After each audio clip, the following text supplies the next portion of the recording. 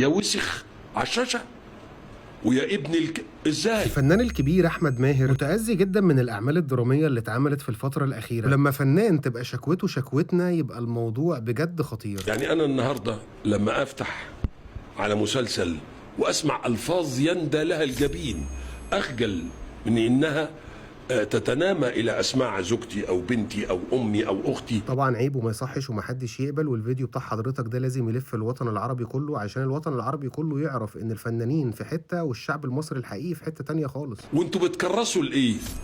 انتوا بتعلموا ولادنا ايه؟ ان هذه هي طبيعه الحياه المصريه؟ لا، احنا مش كده وعمرنا ما كنا كده. طب حضرتك شايف يا استاذ احمد ان الفن ليه تأثير سلبي على الواقع؟ الانعطاف اللي فيها المجتمع من هذا الاعلام. ازاي يا استاذ احمد الواقع بيتأثر بالنوع ده من الدراما والاعمال السينمائيه؟ الانفلات الخلقي حدث ولا حرج.